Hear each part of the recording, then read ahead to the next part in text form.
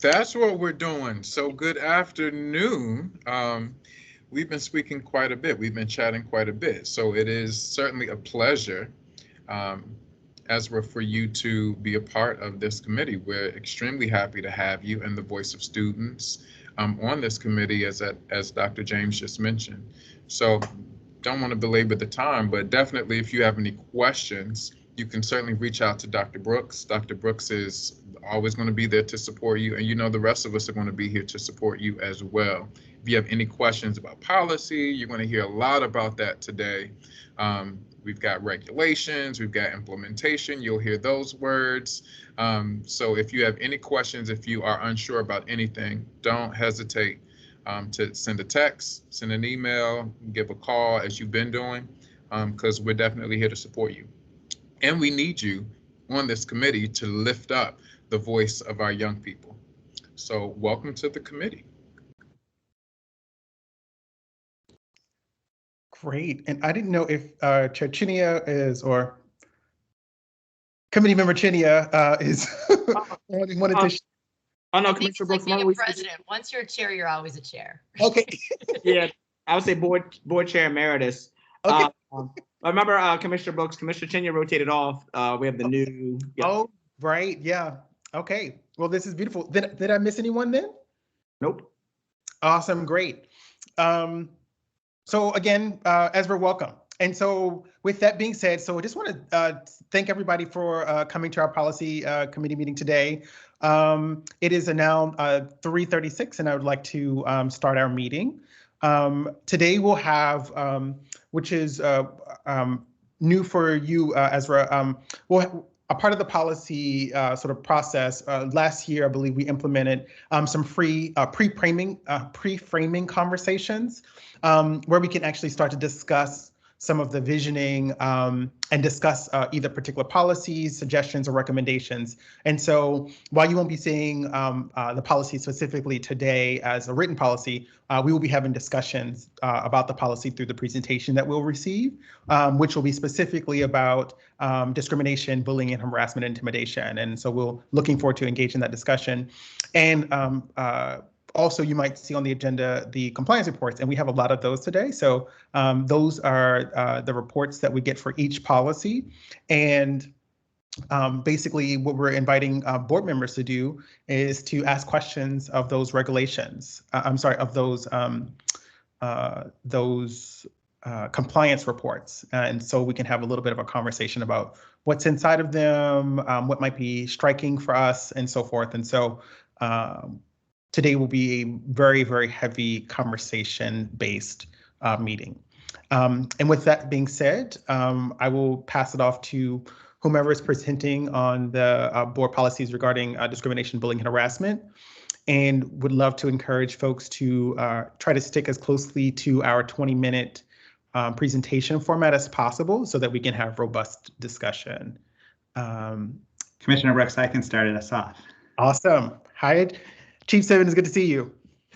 You too. And I'm joined by Jane Ehrenfeld, who's our Director of Fair Practices and Compliance.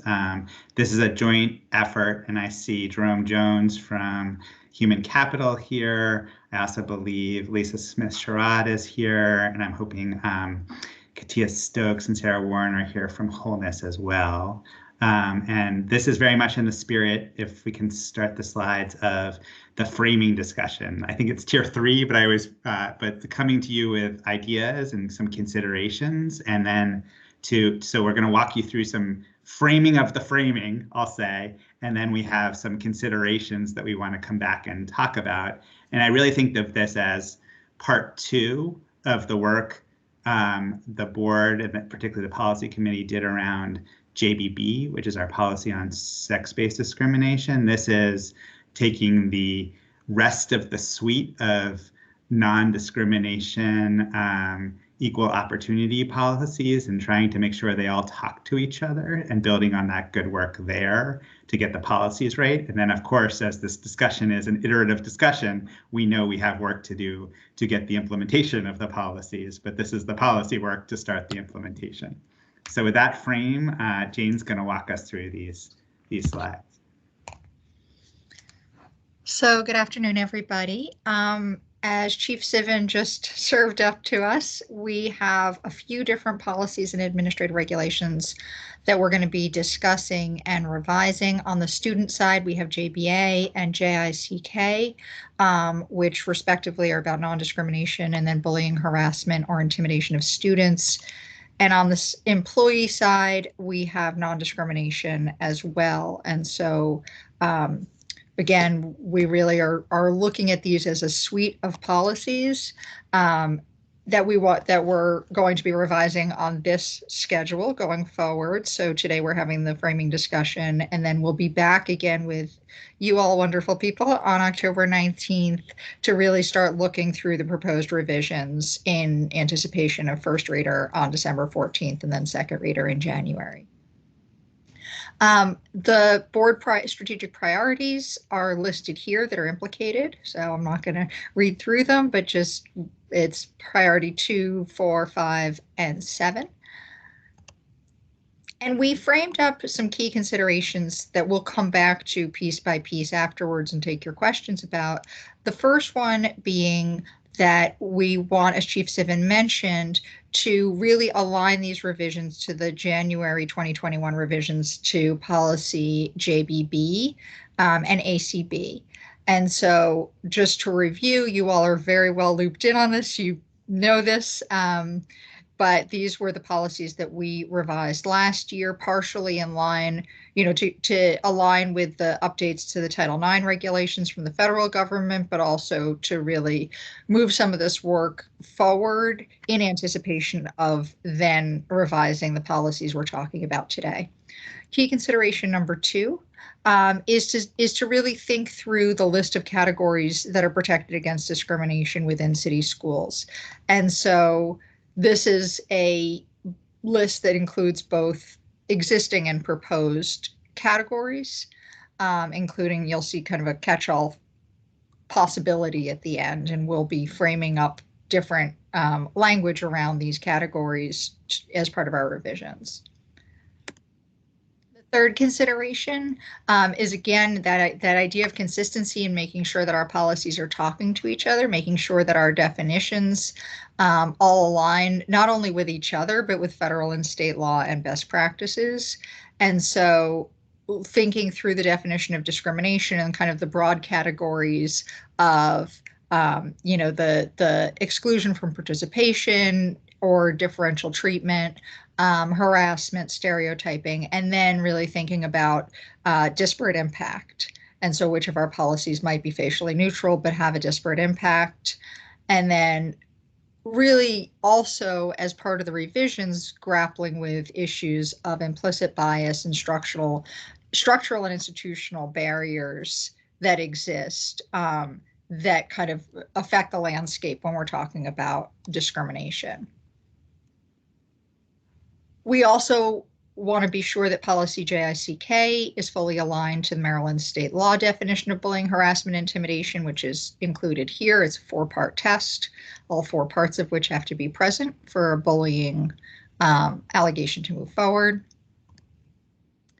And just wanted to flag the Supreme Court case from last June that was significant and has an impact on our thinking here. So it was a cheerleader who was off campus. It was not during school hours, and she posted some profane things on Snapchat that were aimed at the school and was suspended from cheerleading. And the Supreme Court ended up ruling that the suspension violated her First Amendment rights.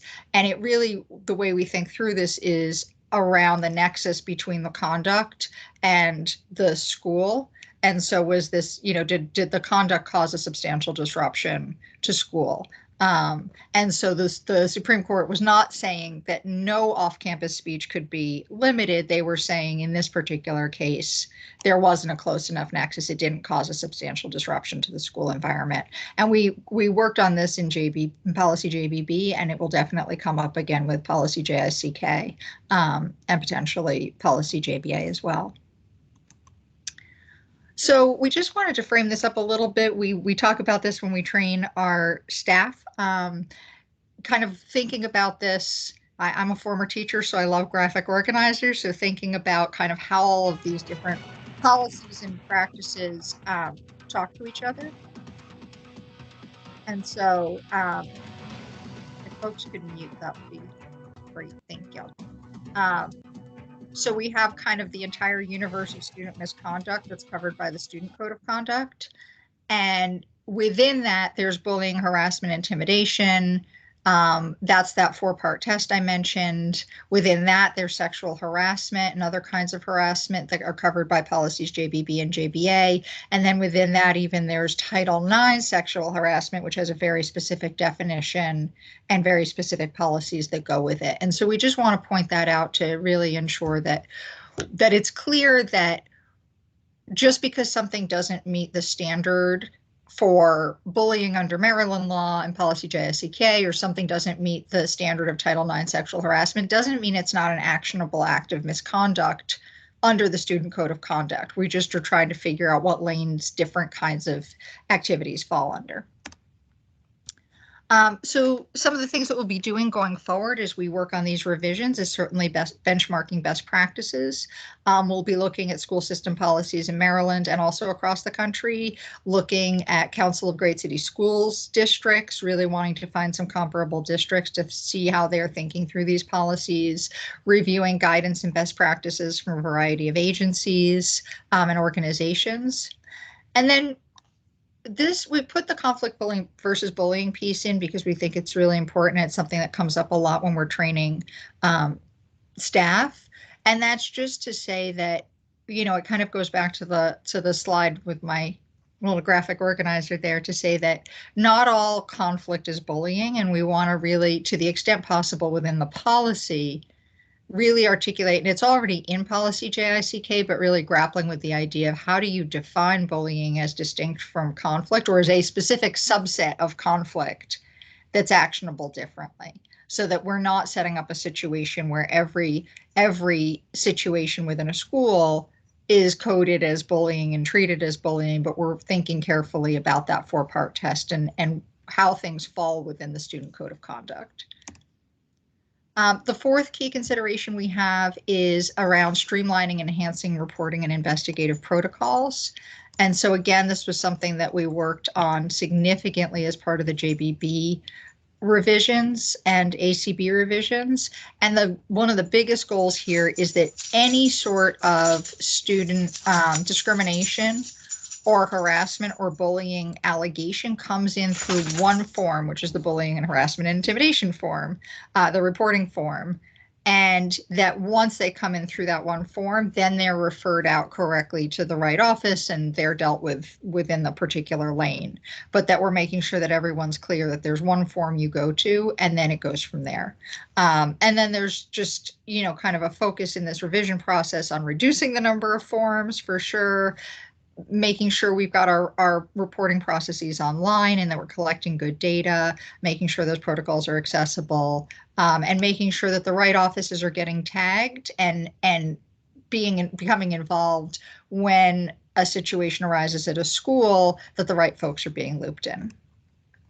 We wanted to just give a little bit of a snapshot of the data, noting here that there's a distinction. So there's the incidents that occur, the number of bullying and harassment incidents, and then the out-of-school suspensions.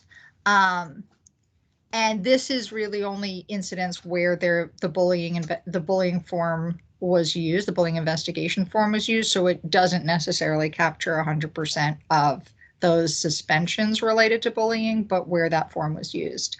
And you'll see, you know, I think a really positive trend here downward in the number of out-of-school suspensions for bullying. Certainly the last drop does relate to the remote learning through COVID, but you're still seeing over time a reduction in those suspensions.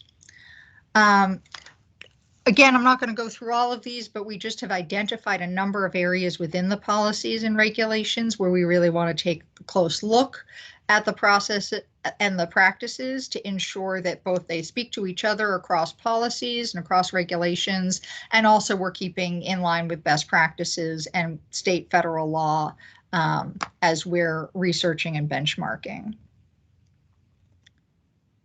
And then key consideration number 5, we want to be really focused on prevention, intervention, and fostering a supportive workplace and school culture.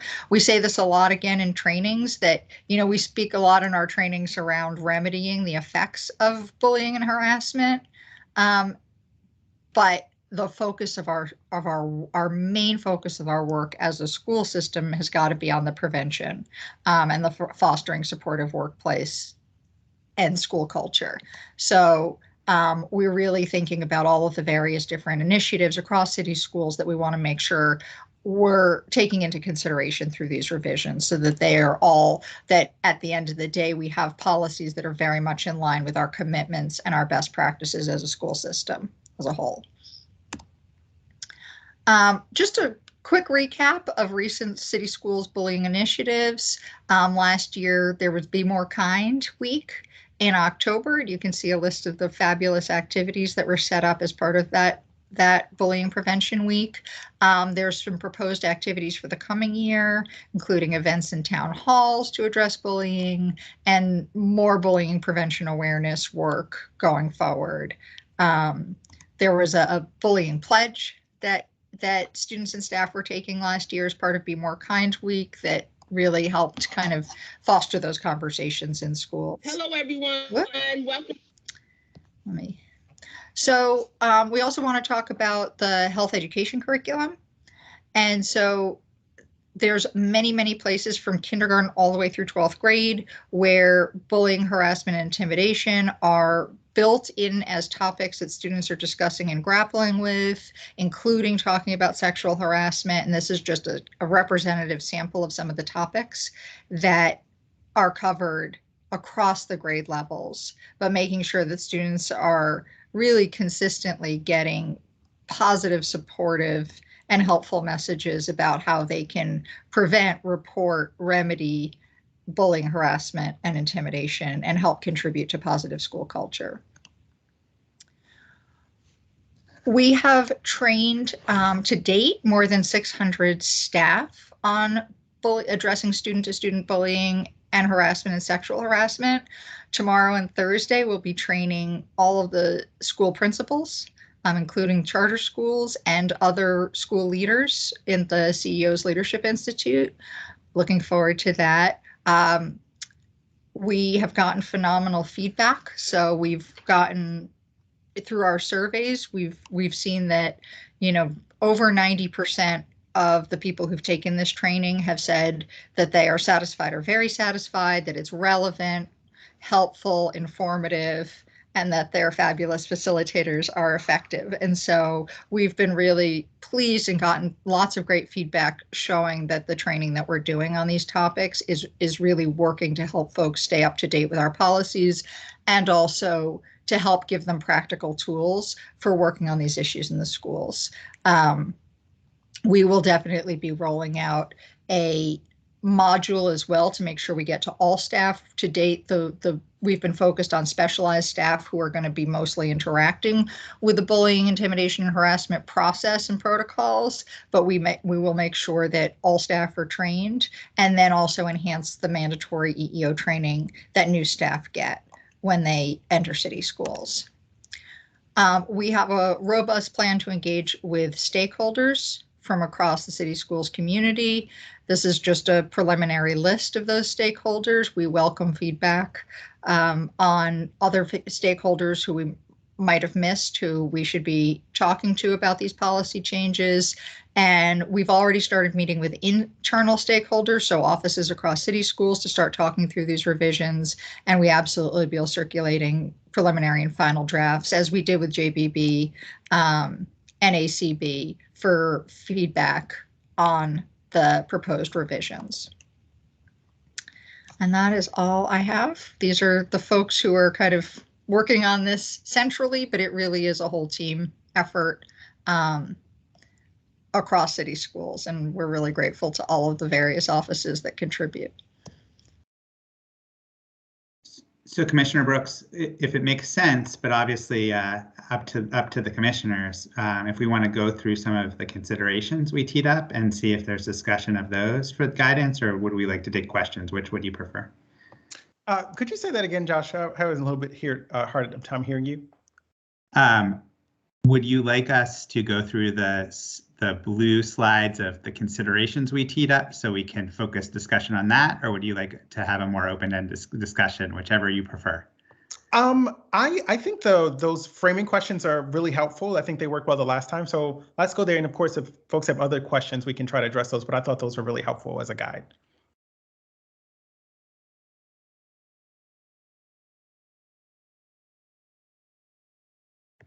So I think this one's pretty self-explanatory, but the first one was to think about how it related. Jane, if you could go back one slide, related to the other sex-based discrimination policies and anything that would be worth teeing up from those experiences.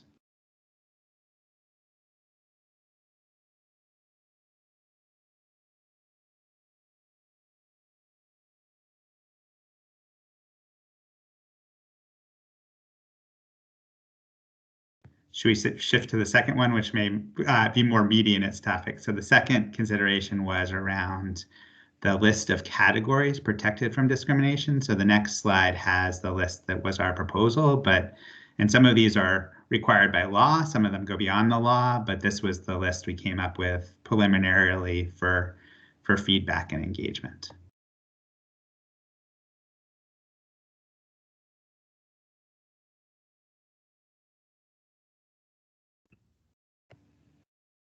And just to emphasize, for instance, we have poverty and socioeconomic status on here. We have immigration status, in addition to race, sex, sexual orientation, gender, gender identity, gender expression, and the like.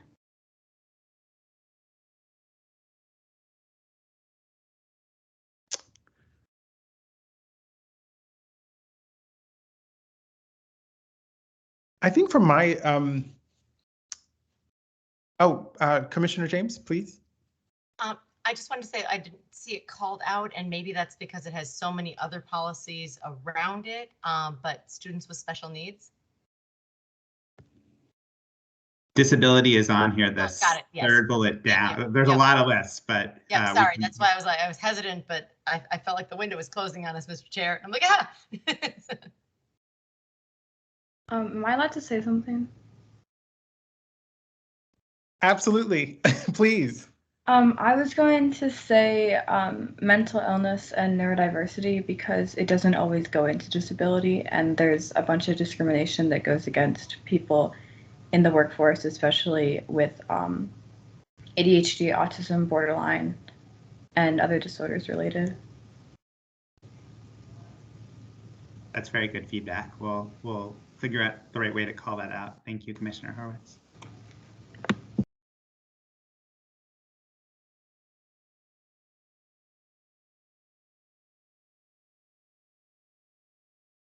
And I think from my perspective, this list looks, pretty wide ranging and, captures a lot of the things that we see.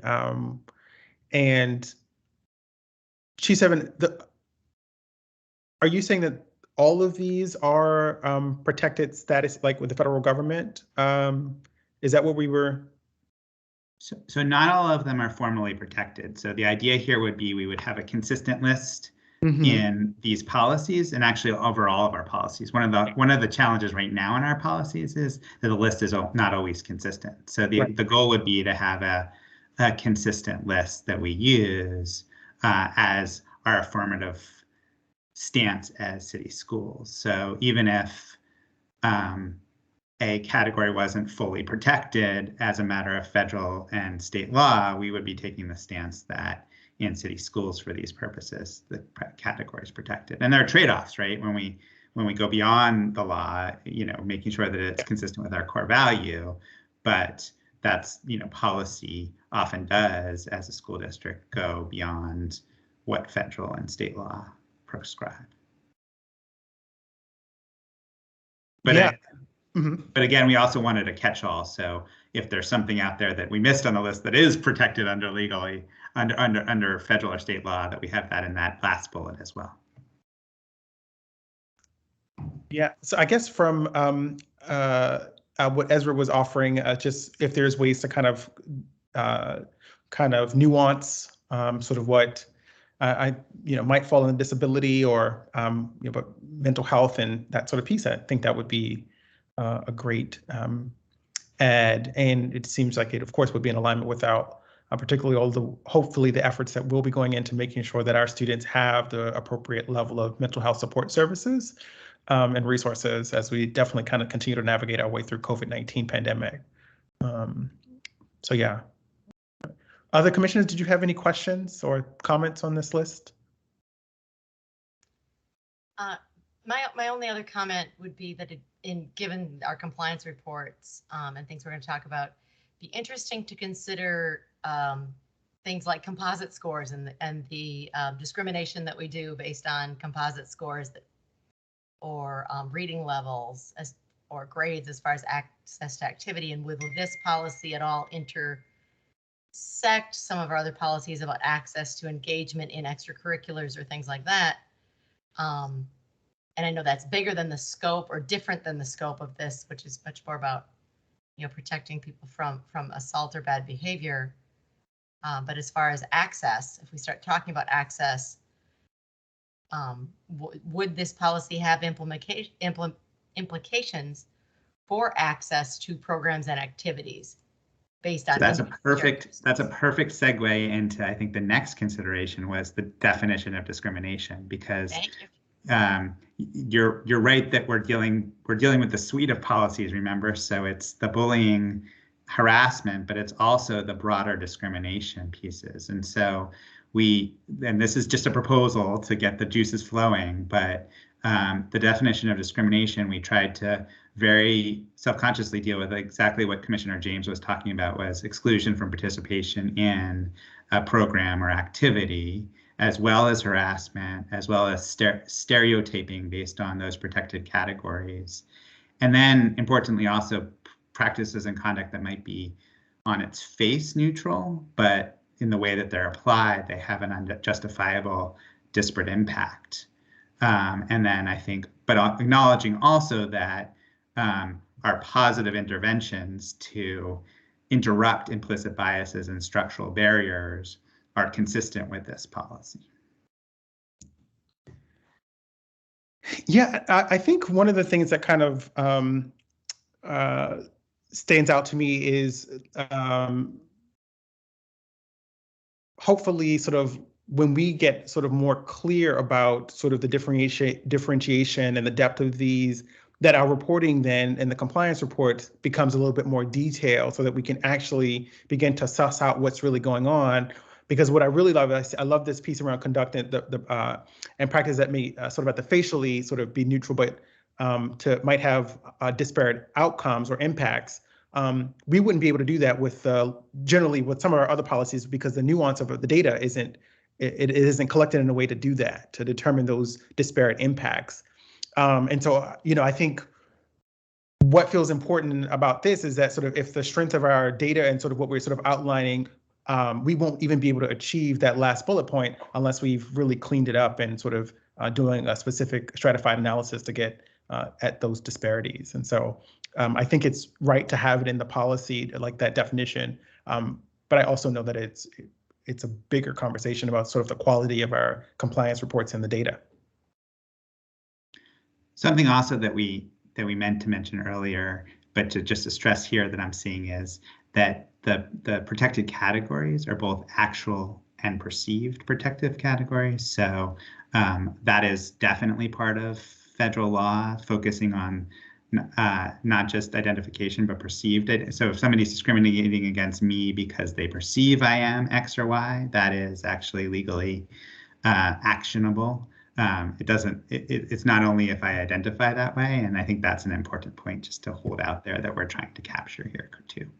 And yeah. I would jump into that under the well, it's also having a history of, so even past, something that has transitioned, if you have a history of, then that's also something people could discriminate against you based on that history, and that would be actionable. But also just pointing out that the definition of bullying in JICK, there's kind of that other catch-all, which is any sort of serious or threatening behavior, it doesn't actually have to be based on a protected class to qualify as bullying. And I think that's really important. And we point that out a lot in our trainings, that for bullying and harassment and intimidation, you don't have to have a protected class. That doesn't get quite at what you were talking about, Commissioner James, around, potentially being denied benefits or excluded, but it certainly does with the student to student piece, that it doesn't have to be based on any particular perceived or real attribute. It can just be because there's animus there.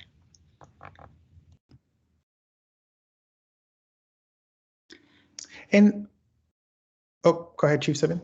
Go ahead.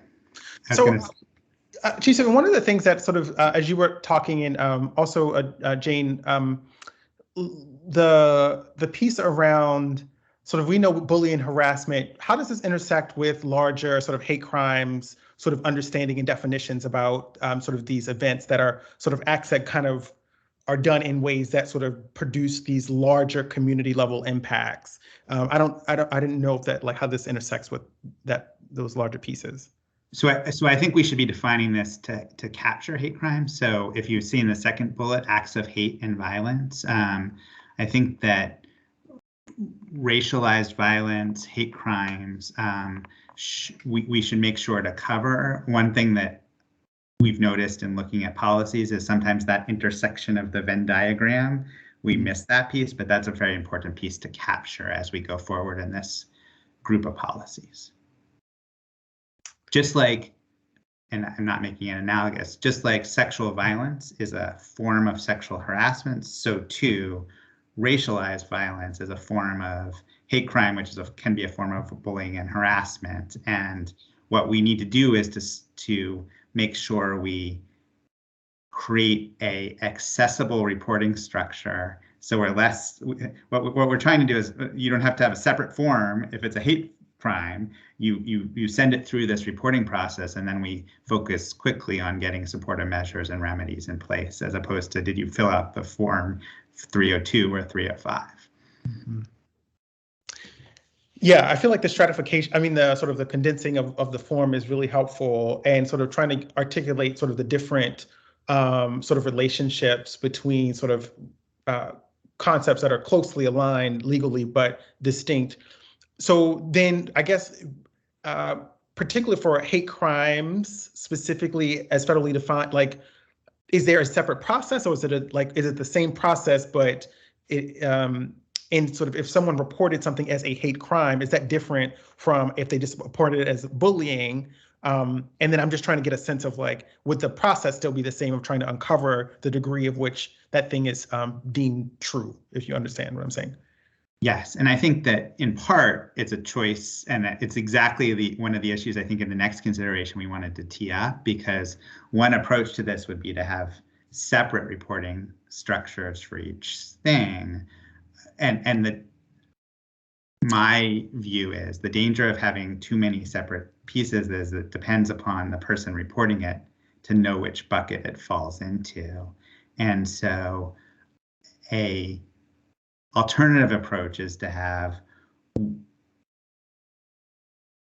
a small number of reporting processes, and then the people who are more attuned to, whether it's the principal, whether it's principal with support of central office, ferreting out, does this meet the definition of hate crime? Is this bullying?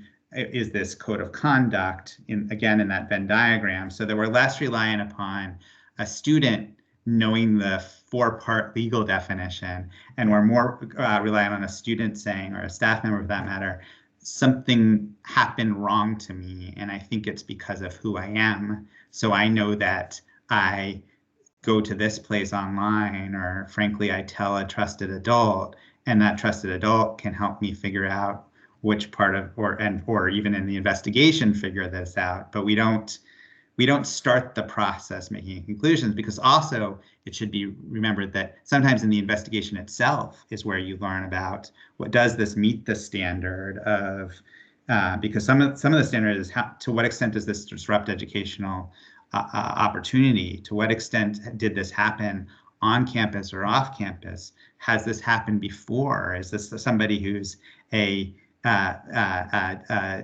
in this behavior more than once?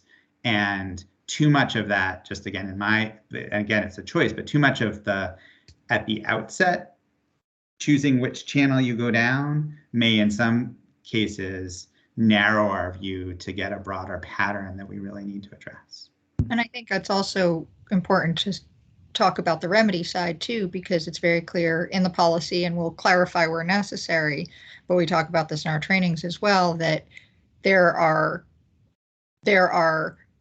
individual level remedies and consequences. And then we really always want to be thinking, especially if there are broader issues like hate crimes, about potentially school or system-wide remedies. And so that's where that would come in as well, is that if you have an act of hate, that potentially what you're looking at is, in addition to consequences and remedies for the individuals involved, certainly starting to talk about what needs to be done at the school level or even at the community level to ensure that the hostile environment is remedied and we're preventing future problems.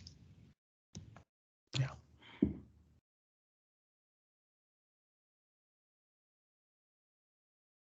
So maybe if we go to the next consideration, would that make sense, Commissioner Brooks? Yep. So I think that this is the conversation we've started to have about streamlining and enhancing our reporting protocols. So I guess if there are thoughts about this issue that we're teeing up about whether we should be channeling through and trying to make it clear that the student, the staff member, reports to one reporting, or maybe it's ideally a minimum number of reporting, and it's up to the job of the school leaders who are investigating this with support from central office that are deciding what level it is as part of the investigation, as opposed to another method, which is we have different protocols depending, that are very tailored to the particular incident.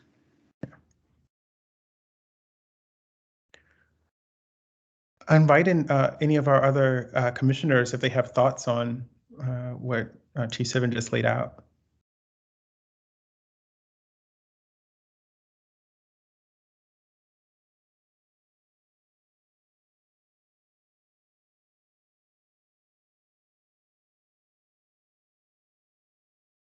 Okay, if something comes up, please feel free to share. I think I do have a couple of just wanting to sort of frame sort of one. I believe that sort of the streamlining does sound like a really good direction to go in. I think some of our I think it would help with reporting, and what I'm also hearing you say is that by having a process of discovery, we can actually almost better be able to ascertain with a better degree of accuracy sort of where things go, and that not having to live on the shoulders of that particular student that's reporting, but on the adults who are charged with ensuring their health, safety, well-being, et cetera. And also wanting to flag that sort of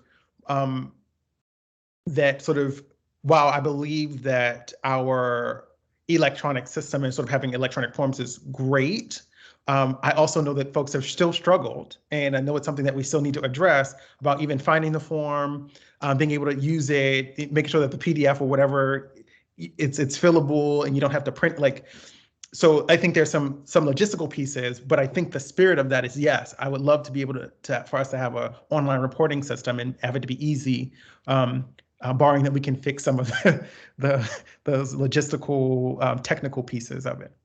And I should mention that I think it's important here to say that in the sex discrimination policy for sexual harassment, what we don't say to students there is, if they report to an adult, a staff member, go fill out the form.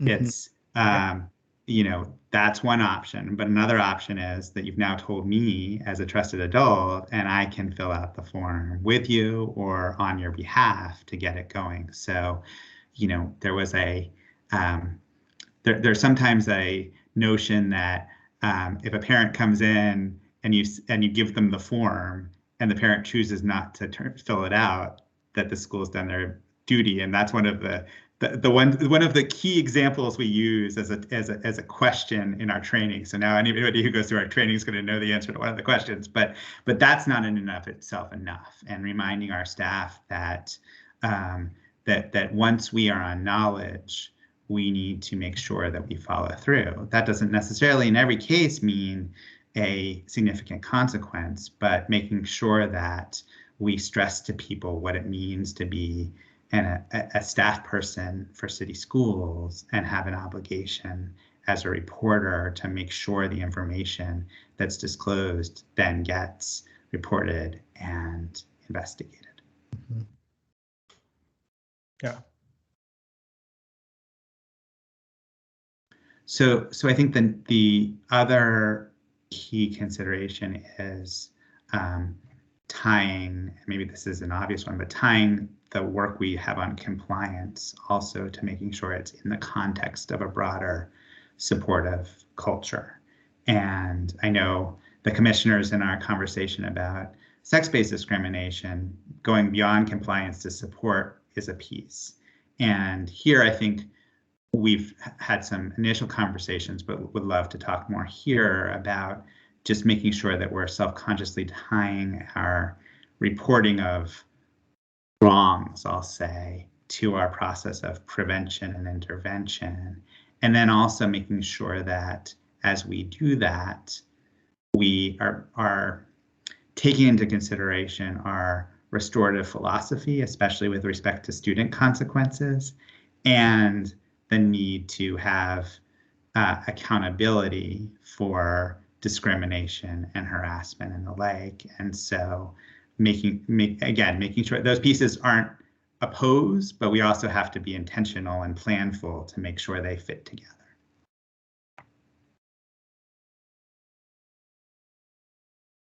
So I don't know if there's any pieces here in terms of, I mean, we teed up a little bit of summary of the initiatives that are ongoing, but some thoughtful engagement around tying all of these policies to the equity work, the restorative work, and the wholeness work we're doing more broadly as a system.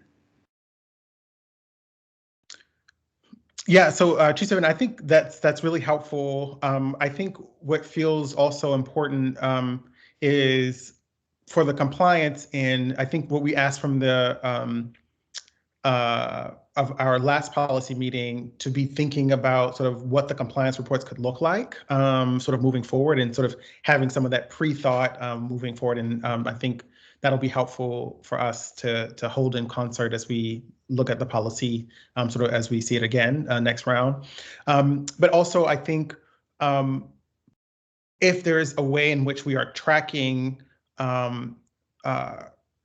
what approach we've used to sort of mitigate sort of the harm that's been caused, I think that would also be sort of instructive on the compliance end, to see where people feel like they either, we can probe around sort of why someone might be choosing a restorative practice versus this other thing, and that might be yield some fruitful discussion around what we do and sort of where we might need to grow or expand, et cetera. So. And maybe even both, right? So yep. There are many situations, as our wholeness friends remind us, where the appropriate is a consequence and a restorative practice. Yes, absolutely. And if anybody from our wholeness unit wants to chime in here, welcome to build our knowledge here as well. Hi, everyone. This is Sarah Warren, Executive Director for the Whole Child Office. No, I don't necessarily have anything to add on that at this point. I mean, I do appreciate what you said, Chief Sivan, because I think one of our ongoing challenges that we're trying to really rise to the occasion is to dispel some of the misconceptions about restorative practices and make sure that people understand what it truly means. And one of the things that we need to make sure people know is that it doesn't mean no consequences. It doesn't mean people just sort of doing whatever they want, students running wild and not having to face the consequences of their behavior. Actually, it's the opposite. It's really about reframing how our young people think about the impact that they have on the people around them and the community, and helping them learn how to navigate that and to repair harm when it's done and make amends. But we also know that when it comes to things like sexual harassment, and we have had some incidents like this in the past where people tend to turn to something like a restorative circle a little too quickly in a situation where that's really not appropriate. It's not a safe space in that moment for the victim to be sitting in a circle with somebody. So I think we do have to be really careful as we move forward that we're really providing clear guidance on when this is not an appropriate way to go. And maybe down the road, you might even still get to some kind of restorative process, but that's not necessarily what you're going to do in the wake of an incident like that. So I want to appreciate the partnership with the Office of Legal Counsel. It's been really amazing. And I'm just really pleased to see us sort of bringing all of these different strands together and tying the technical to the adaptive work in ways I think are going to be really powerful.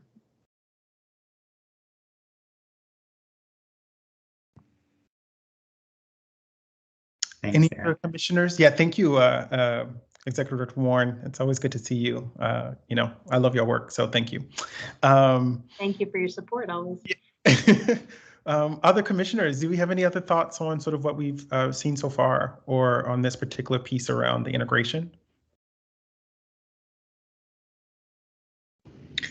Yeah, Dr. Brooks, I would like to know a little bit more around the thinking about the enhancement of the curriculum, of the different curriculums.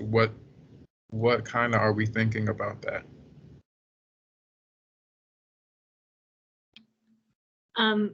I would say that's a work in progress. At the moment, our focus is really mostly on addressing bullying. Well, what I will say, and I can't speak to the details behind this as well as Jeff Mealy could, but there is a bullying component to the health education curriculum. So it lives in the formal structure of the school day that way. And then in addition to that, and I don't know if he's on the call, he could speak to that in more detail. In addition to that, we're looking at how we can address it more through our restorative practices work, through our social emotional learning work. And then we're still looking at the possibility of a separate curriculum around bullying and bullying prevention, but we haven't gotten quite to that point yet. I don't know if anyone from teaching and learning is on to talk about this piece with the health education integration.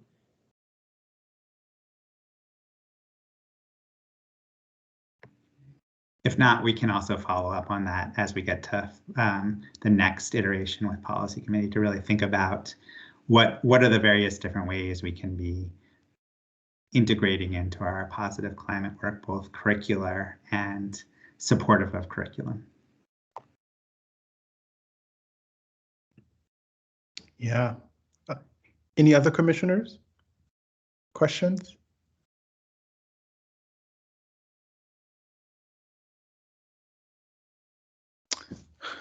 All right, if not, I think you were at the end of your presentation, G7. Thank you all so much for coming. Jane, I thank you so much for joining us as well, and super excited to have you on board. And of course, other commissioners, if there are any other questions that come up for you, please just email and we will get any additional answers to the questions that you might have. So thank you all so much. Thank you. Yeah. And so for the next piece, actually, it's pretty wide open. And we've sort of, last month was the first time for us kind of going and digging in to sort of some of the compliance reports that were presented in front of us. Today, we have actually a lot more compliance reports that were a part of this meeting. And so what we do is just invite some of the commissioners to ask questions about any of the compliance reports. That could be a curiosity, it could be something that they found intriguing or troubling or anywhere in between. And then we have some folks on the call to be able to address those particularities. And so just wanted to open up the forum if there was a particular compliance report that people, commissioners had a question on. Dr. Brooks, May Yeah. I ask something? Absolutely. Forgive me for turning the camera off, but I had to handle something particularly. But this is in regards to the previous presentation that we saw, and especially with Commissioner Horowitz with us. I would be interested in knowing, like, what are plans around authentically bringing our students into this particular policy that we just talked about. Are we able to talk about that now, or do you want to hold off on that for later? Dr. Brooks. If you could clarify, like the suite of policies that were sort of laid out, sort of in terms of young people's engagement. Yep, because if we're going to look at this in January, I'm just curious to know, like, how are we going to bring them in ways that we potentially haven't brought them in before, to really have them weigh in on this, because I think that it serves as it serves multiple purposes, right? It kind of educates our students and the community on what we're trying to do, but it also gets their buy-in and their input at the same time. So I just wanted to know kind of the thoughts, and I know that it's still in draft and going to first reader, but I'd be interested in knowing a little bit about that. And I think this is actually even before first reader, right? Because it's going to come back to you all in policy committee another time. So I think that this is exactly the type of discussion we want to have, and the framing, especially with this group of policies and their impact on students. So, and particularly would love thoughts from Commissioner Horowitz about ideas about the best way to do authentic engagement. But I think we were interested in reaching out through the Associated Student Congress, so through that group, but also ideally through various student organizations at schools. So we had listed the GSAs and the Black Student Alliances as just as examples, but that was a thought of ours to focus on.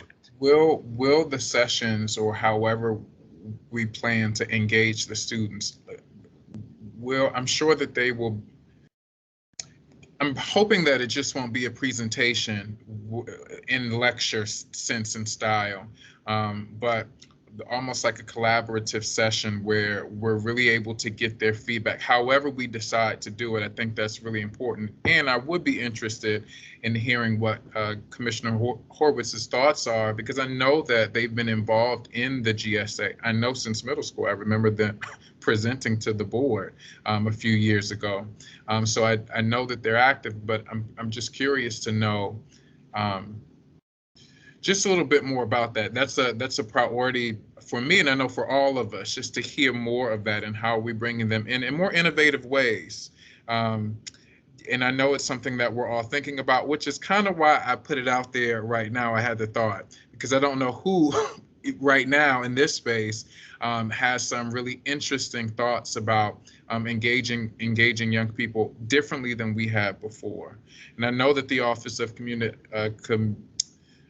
Engagement, Family, Community, I know that office they have a lot happening and a lot going on, but this is the type of thing where all hands, are on deck, and making sure that we craft a really meaningful process to handle situations as they come, and also to define our philosophy, what we believe, and I think that comes through processes like this.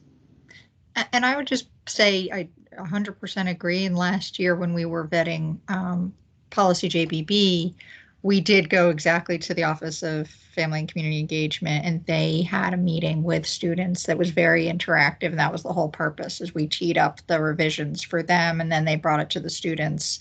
And it was a real discussion, as opposed to just, to your point, a lecture about, here's what the policy changes are going to be. And then they were able to give feedback in a setting where they knew and trusted the folks who were facilitating that conversation. So absolutely, the intent would be to do something similar and even more extensive, hopefully, with these new policies. Thank you. And I think Commissioner McFadden, I think in some ways, this is a part of a question that you've been asking for since I've been here, and wanting to, think about like, are there other ways from your perspective, or you've seen, or that you're engaging as well around engagement, student engagement, that would be meaningful to sort of inform not only this particular policy, but I think moving forward in terms of how we're engaging our young people. And then I'll come right to you, Commissioner James.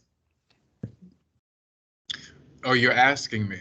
Yeah, like if there were like any specifics that you wanted to like add around sort of that engagement. A part of me throwing it out was because I'm kind of in that stuck place, right? To see if there was anything else. But I know that we can leverage better, and I know that we can better leverage social media and the way that we engage with digital platforms, because we actually spend a lot of money on it. So how do we use it? How do we teach students and young people how to, yes, navigate through digital platforms, social media, technology for academic purposes, but also in ways to communicate, to advocate, to be activists, to be involved in their community? So I'm not quite sure, because I think that I'm not quite sure. I don't know. We're thinking about a very broad audience of students.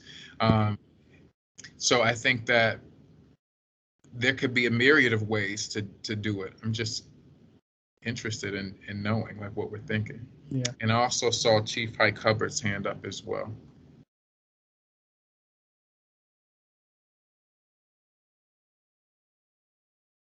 Great. And so Commissioner James, did you want to jump in before Chief Hike Hubbard, or what would make sense there? I think it makes sense if I jump in really quickly, but people keep in mind in case Tina wants to take us. What I think also is important in the questioning that you would ask ASCB or the GSAs or whoever is both for this set of policies specifically, but also in general with the policies, how can we better create dissemination and professional development learning to get this in the hands of all students? There's a really good chance that if a student has been victim to this kind of discrimination or bullying, that they may have self-excluded themselves from participation in these committees and these groups and organizations.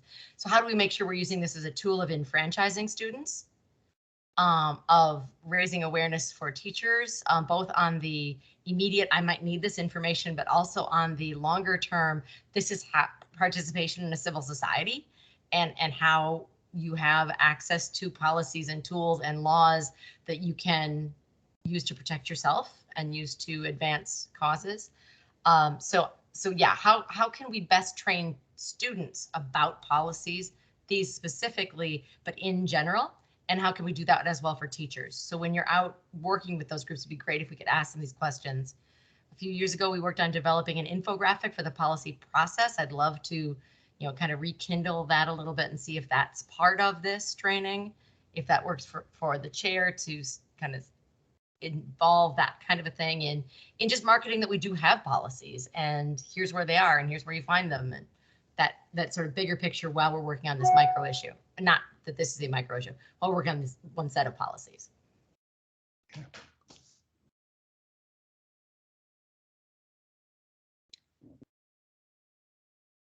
Great.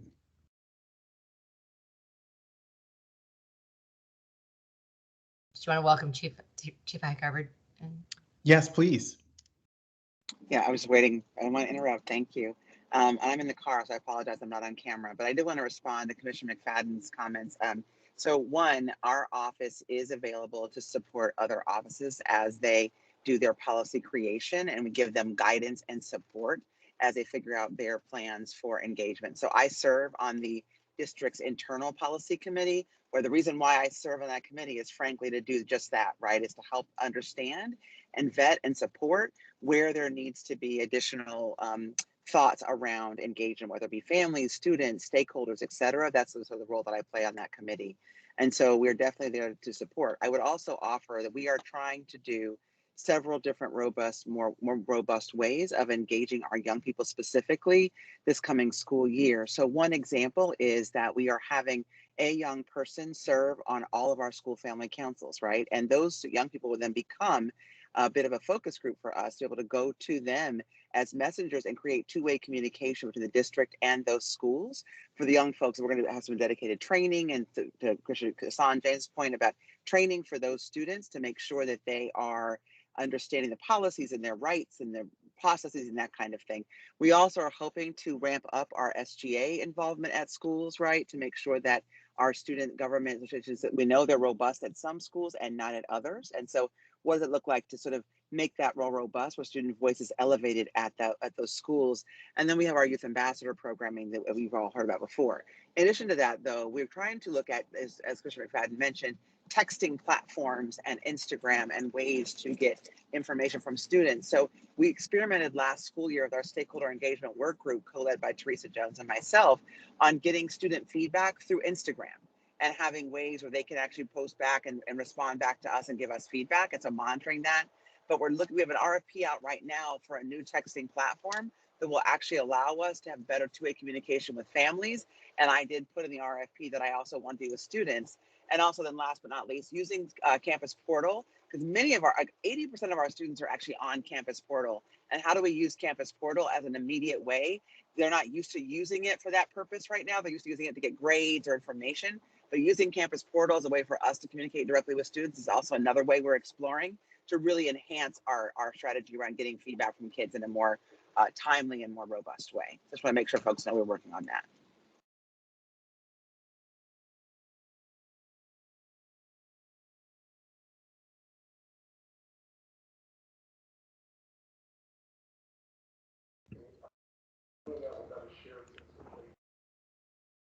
Christian, did you have your hand up?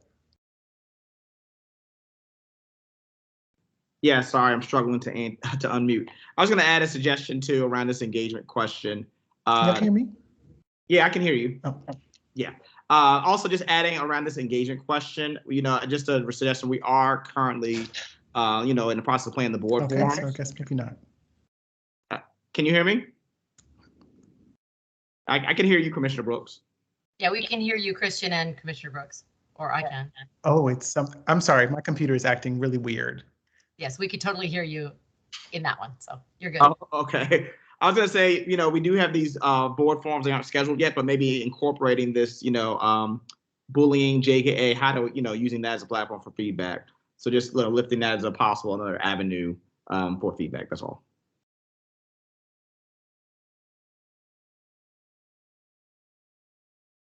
And Commissioner Brooks, I don't know if your computer's acting up. I don't see any other hands, just so you're aware.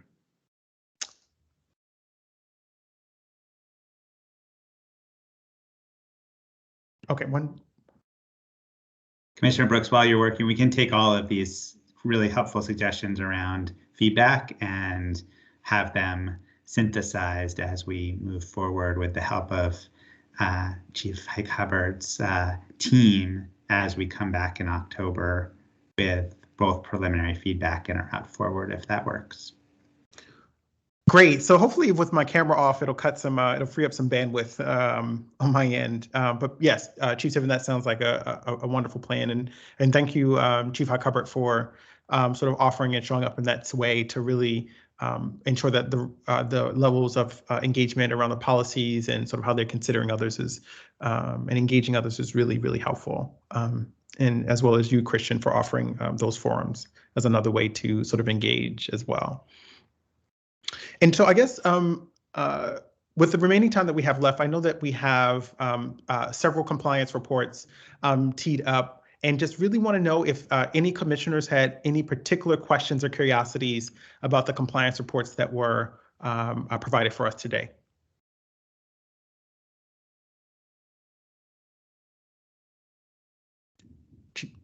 Commissioner James? All right, yeah, I have actually quite a few. Do you want me to just go through them? Do you want to kind of call out a policy, or do you want me to just go through each one, or how would you like me to approach this? I would say if you could just state the policy that you're, the compliance report for the policy that you're talking about, and ask that question, and then let people have someone respond. I think if you went faster than that, people will be scrambling to. Okay, perfect. So first off, in general, just as an overarching, these policy reports are much more substantive and informing than they have been in the past. So thank you to everyone. Starting with EGAD, so intellectual property. Just 3 quick points. It talks in there about the apps that are available for teachers to use and students to use. And so in my role as university faculty who prepares students to teach, I went to see if I could find that on the website so I could be helping my teacher interns prepare to use those. And I couldn't find it. So I'm wondering if that list of apps is available to families or to other stakeholders who might find it interesting or valuable to know what their students are investing with or engaging with, what the teachers have access to. The second point is in also EGAB or EGAD, there's an opt-out for media access.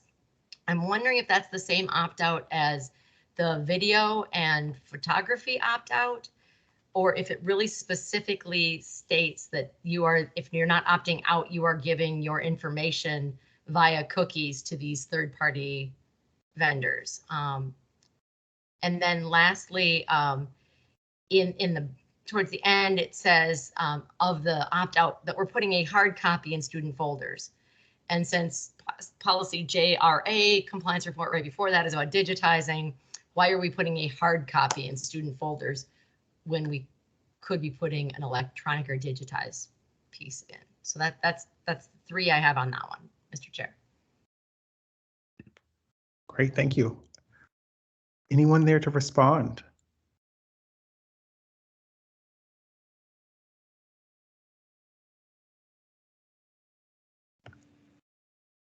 Commissioner James, I can respond if there's not. I see Ms. Robinson. Sally, would you like to respond? Sure, I can take a stab at it. So the apps that are available are all available to via Clever. So I don't know if that same list is available elsewhere though. So I can follow up with folks in our media office to see if that could be something that is, that list is made available beyond just like, the students and staff. Yeah, I could just see a situation, Ms. Robinson, where a kid says, no, I have to be on this app for school. And there's no way for a caregiver to validate that or. Okay. Also, what was your question about the cookies, the third-party cookies? Right, so students, as I read the compliance report, that there is an opt-out. So everyone's opted in unless you intentionally say, I don't want my third-party data or my data shared with this third-party organization. We also have an opt-out for media and video use. I'm wondering if it's the same opt-out or if it's very clearly specified that in this case, we're talking about if your student logs in to this app, their location, their IP address, what they click on while they're in this app will be captured by this third party. Yeah, so they are different. So the media opt-out form that we have captures things such as it's the annual FERPA notice that we have to provide regarding, I'm sorry, turn my phone off, dealing with opting out of directory information being shared with members of the media or general public. It also deals with because we were doing the recording of of the virtual classrooms last year, it dealt with opting out of that. And then finally, specifically, the reason that we brought it up in the compliance report for policy EGAD is it also gives them the ability to opt out of their student work product from being displayed or shared, like displayed in our own media output, such as our student code of conduct with those pictures or in other media. So that's the form I'm referring to. Perfect. Yeah, and then the other thing was just if we could digitize that. Oh, it looks like Teresa has something to add. Dr. Jones? Yes, so thank you so much. Teresa Jones, Chief Achievement and Accountability Officer. I wanted to speak to the connection you made to policy JRA. And I just want to acknowledge that the focus of those digitization efforts have been towards the cumulative folder and really the required record cards that the state makes sure that we maintain on a particular schedule. I think your point is well taken. Every opportunity that we have to digitize should be something that we're doing as a district.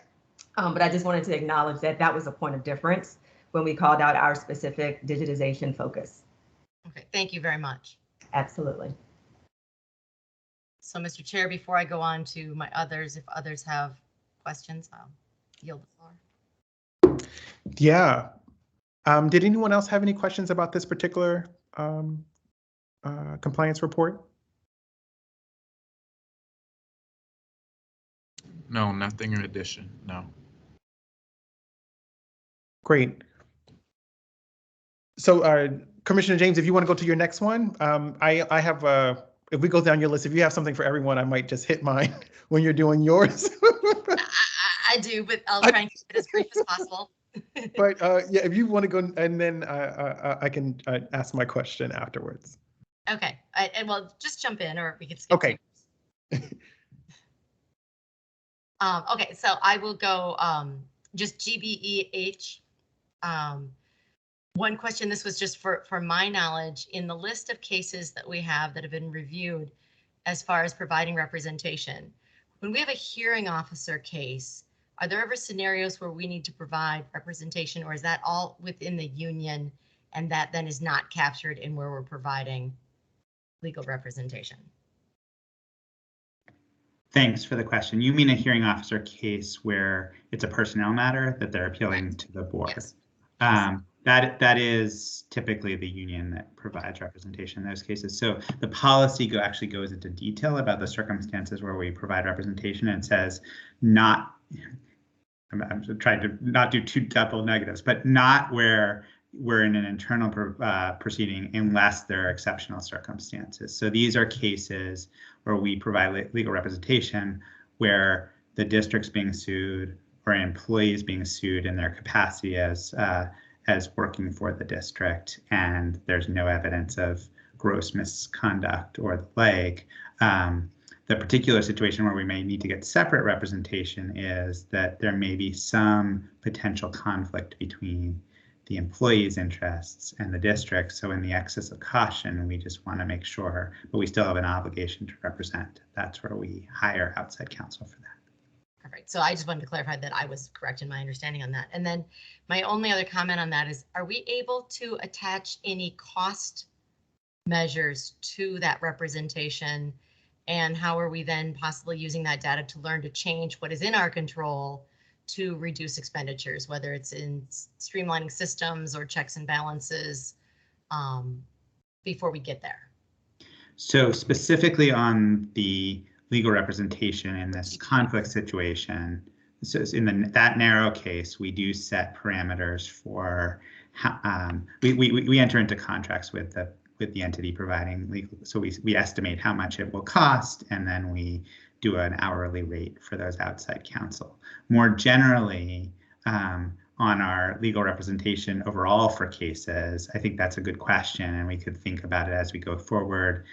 What are good ways to give a sense of cost? One of the ways that sometimes people try to give a sense of cost is how much the party suing us demands in a claim. And my caution always with using that as a cost is that sometimes those numbers suggest more about what the plaintiff's perspective is than actually the law. So, but I think that thinking through cost savings from a legal representation is something we could take to the next time about what's a good way to do that in a way that makes sense, because sometimes the natural outcome also of our cases is to say that you have to put in lots of training and lots of systems to address a situation that was very unlikely to have occurred again. And so I think we need to balance that too, about how we prioritize overall our remedies to situations. And to that end, it may be interesting in the compliance report tables to sort of sort those cases, not just by jurisdiction or level, but sort of by, this one's a unicorn. These we tend to see 3 to 5 of a year. So yes, we can really help support your office in aligning our fiduciary responsibility to make sure you have the right amount of funds to be able to make the systemic internal changes to reduce those that are really pretty habitual. Thank you. That makes good sense. Thanks. So that's all I have on that one, Mr. Chair. Awesome. I didn't have any for this one. Okay, so ILA.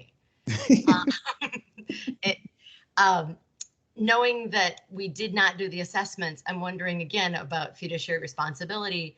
What was our cost savings for not doing assessments in 2020, 2021, and how were those funds repurposed? And then do we need to talk or have board support on the implications for trend data and this year's testing based on not testing due to COVID?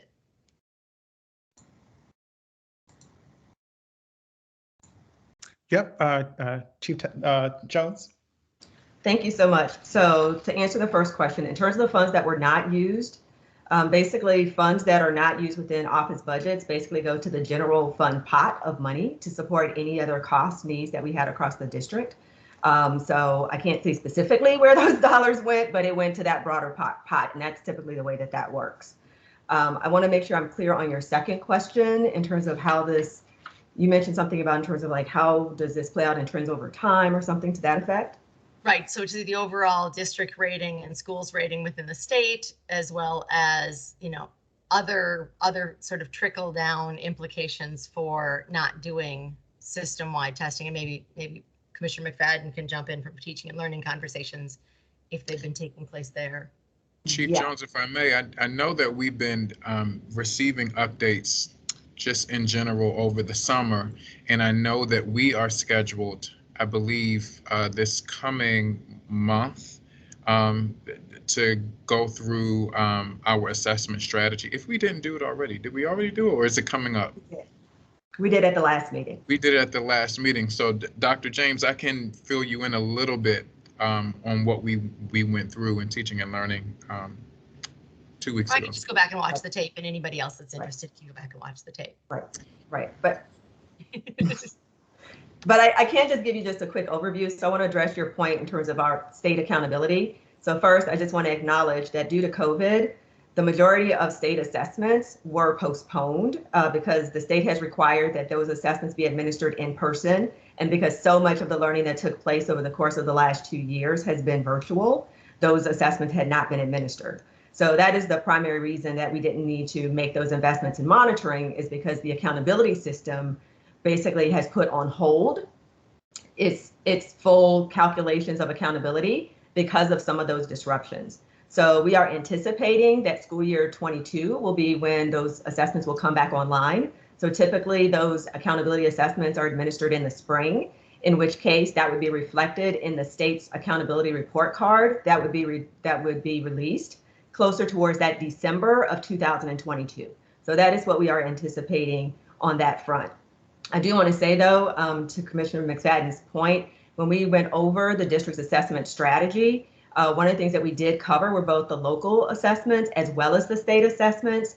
And one of the things that you should just be mindful of is that the state does have a difference in its assessment approach this year. Because of those postponements, one of the things that they have done is they have introduced a fall administration of MCAP with a shortened version. And that's really intended to be able to have those students that were not able to participate last year actually participate in that beginning of year assessment. So I did just want to acknowledge that because that is new. And then, you know, to Commissioner McFadden's point, when we had that discussion, we also made reference to the whole host of assessments. So there are references to the assessment calendar. There was a follow-up around the testing times, all of those details, so that those are all available publicly. Thank you. You're welcome. Chief Jones. Oh, I'm sorry. Go. Nope, I was just going to say that's all I have on that one. So awesome. Chief Jones, for the piece at the very end of the compliance report, it talks about because it was a small number of folks who agreed to do or participate in the testing, that the integrity, the work wasn't done to do that. So does that say anything in particular about the whether the validity of that those results, or do they sort of get tossed out, or like how are they held in the absence of sort of the work that you all do with it, or particularly as it relates to the integrity piece? Yeah, no, I certainly appreciate that question. So let me just acknowledge that the two areas where there was in-person testing, one was for the WIDA Access for English Learners assessment. The reason that that was administered is because it gave students the opportunity to exit ESOL services if they attained a certain score. And so one of the things we wanted to be mindful of as a school system is to being able to provide parents with that option if they wanted their student to be assessed in that way. So in that regard, just the testing conditions of that, we felt comfortable with not bringing in our traditional monitors to oversee it, because it is typically more of a one-on-one testing situation anyway. And we have always invested in a high level of training and support for the administrators that administer that specific assessment. So we felt as though it was low risk that there would be any improprieties that would otherwise affect a student's ability to exit, such that we would have students exiting that otherwise would not have deserved to exit. So that was the first assessment. The second one was as it relates to the MCAP assessment for high school. One of the things that we noted is that we had some students that were 8th graders that were taking the Algebra 1 course. And so for those students, we wanted to give their families the opportunity for them to go ahead and sit for the assessment while they had just completed the course, partly because it allows them to meet the graduation requirement, but then it also allows them to benefit from having those results real time, and the timeliness of them taking that assessment at the end of the 8th grade year when they've taken the Algebra 1 course, we thought was more meaningful than having them wait and take a version at the beginning of the school year along with other high schoolers. So again, we had a lot of discussion about the pros and cons of taking that approach. We thought that that was the best way for us to honor family choice when it comes to making decisions about how students would be assessed. So it was very targeted in how we handle that. And our decision not to monitor that was largely because of the intended use and the low number of students that would be involved in that process, alongside the logistics of how you would handle that for such a small number of students that are spread out across a larger number of schools. Mm-hmm. Thank you. You're welcome.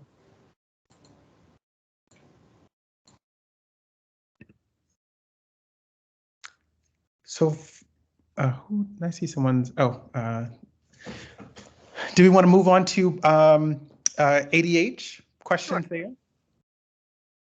Sure. So my only question there, well, I want to highlight the great work with Tina when she was a board member, really shepherding this, and now really taking it as chief of engagement.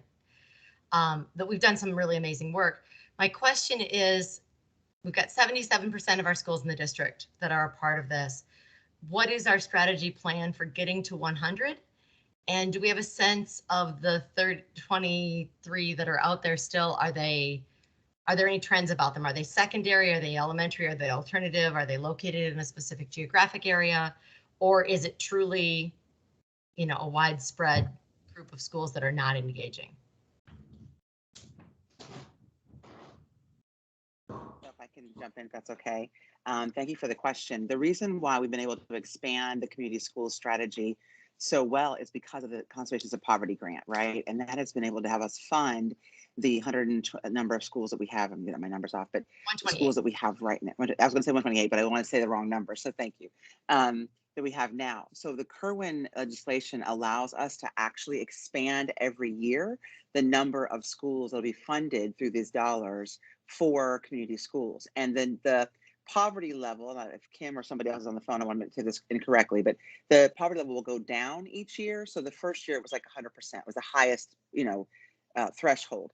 And every year it's going to go down. So we actually expect that almost every one of our schools through the legislation will become community schools through this process. So it's a growth plan. And frankly, it's a good one because we can't handle doing all of them at once. The first year we did 75 schools in addition to the ones we already had. And so we're growing slowly now each year. And so by the next 5 years, I think the majority of our schools will actually become community schools. So there's not really a barrier. It's really based on the poverty level of the school. So for example, your cities, your Roland Parks, they're not eligible right now because of financial poverty level. It's not because of preference or the school wanting to have it. It's simply because of the number of students at the school that are considered for the grant. And so we do expect, though, as we grow the strategy, to add more every year. And the teams are doing a marvelous job of trying to assign either lead agencies or the district-sponsored schools, and schools have a choice about how they do that. And so they're really growing the strategy within the schools we have currently. And I think we're adding just a few more this coming fall as well. They've already sort of secured either the lead agency or the staff for those schools. So two other pieces on this. One, I don't want to create compliance reports that are a nightmare in and of themselves. So, but one thing that might be great to think about as trend data over time for grants and things like that is also showing attendance trends or, you know, test score trends, retention trends of community, you know, of a school since it became a community school, so that we can start having some effectiveness metrics to figure out like who are our partners that are really finding wins in specific neighborhoods. What are the community services that are really making a difference so that we can impact those factors? And again, doesn't necessarily need to be in a compliance report, but I think if we have, if you're putting together like a 5-year picture snapshot, getting that data along the way would be really helpful. And then the last. And I'll just quickly, can I just quickly add that Teresa Jones and I have been talking about this with her team about how we do effective evaluation of community schools and what it looks like and what the differences will be as having the impact of community schools. So we're in that process right now of developing that strategy.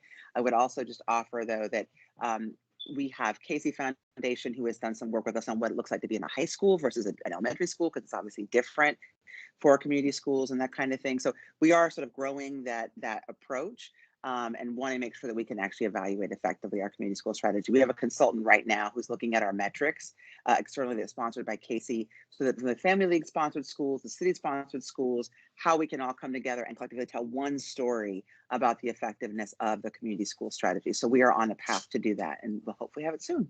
Excellent. And then my last point is under the Community School Steering Committee. There seems to be a really organic intersection between whole child and community schools. And there's also a district mandate that every school have a school wellness committee. So it might be a really nice place to put the responsibility of the wellness committee under the Community School Steering Committee bracket of responsibilities, so that the whole child is included, whether the community school is focused on healthcare and wellness, or before and after, you know, whatever their focus is, that would be a double dip policy meeting if the Community School Steering Committee took on the school wellness policy responsibilities. Can I clarify, with the Community School Steering Committee is a composite of, like you said, the Family League and the city schools co-chair it. And we have a mix of folks from partners and lead agencies and others who sort of do that larger steering committee. Are you speaking about the larger one in that vein? I meant at the building level. Okay. The building level steering committee, which I actually took that to mean that was at the building level, but I could be wrong on that. But yeah, it's not actually. It's the district-wide steering committee for folks. So everybody who's part of the strategy gets to weigh in on the metrics, the goals, the messaging. We're actually trying to figure out as a collective group right now how we message what community schools are and have common language around it. So the schools-based work is done through the school family councils and through the coordinator at each school, or a site specialist, is where I pause for a minute, as they're called different things at two different schools, and so different schools. And so that work is done through the school family council and through that work there. But I think the wellness committee, because there are those at schools, there's also going to be equity action advisory councils. How we work the community school strategy into that makes a ton of sense to me. Perfect. Thank you. That's all I have, Mr. Chair. And yeah, and that was really the biggest question that I had, honestly, which was around how do we begin to tell the story of the impact of community schools, and really trying to figure out sort of, I saw it sort of in the appendix where there were like activities done. So I'm like, okay, so how does having a school being a community school actually improve the educational outcomes of our students? And that's where I want to get to. So it sounds like that's something that sort of we're working towards. But I do think it would strengthen the case and to see, I know that the model had been shifted and changed. And so I think it opens up a lot of different ways to sort of understand how do we improve schools across some key indicators. And I think if we're moving in that direction, then I'm happy. But that was literally my biggest question. It was like, I know they're community schools, so now what? And what do we expect to see that's different from other schools who might not be community schools? Yeah, and the key factor for us is how do they mitigate the barriers to academic success for families and students, right? Like that's the end of the day. It's like, when Commissioner James said attendance or test scores or whatever, how are students better off because the community school is there? And Commissioner James, you also mentioned partnerships, and I forgot to mention that we are doing extensive work with the Baltimore's Promise and the T. Rowe Price Foundation to actually assess or ascertain the effectiveness of partnerships at schools, which for the community schools, they are actually monitoring and managing and collecting and attracting partnerships. And some schools say they have 500 and some schools have 3. And we know that neither one of them are probably the right mix. It's like, who are the right partners for our schools and how are they effective in their approach to delivery of services and supports for kids? So we are also assessing that as well as part of our evaluation efforts. But that's to our partnership side, but I just wanted to flag that. And then for the schools who do not have community schools right now, they are going to have partnership support, a point person at school who will help them manage the partnership piece. Awesome. Thank you. Yeah, thank you. That was all I had. Commissioner Jane, my brain, I'm hungry. Ronald, how can I think of your last name? I'm sorry. Did you have anything to add, or Ezra? Any questions on this one? No, I don't have anything to add. Thank you for asking. Thank you. And Ezra, did you have anything to share for this particular one? No, I didn't personally. Okay. Great, thank you. We are at school choice, and we only have about 10 more minutes, and so I just want to do that just in case we might have more time. I don't think we have any signups, but we wanted to sort of get through these last pieces rather quickly.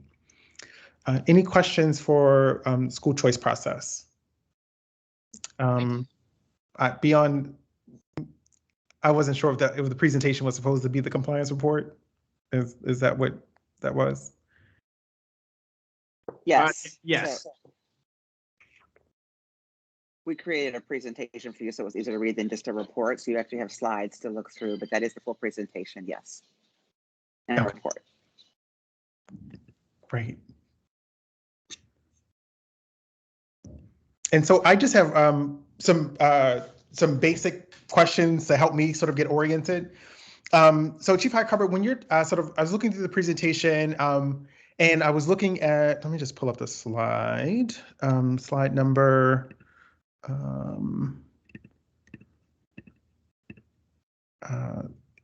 23.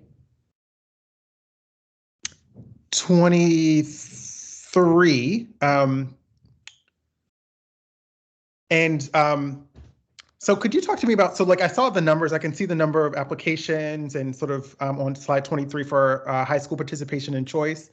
Can you just help me understand as a relative newbie?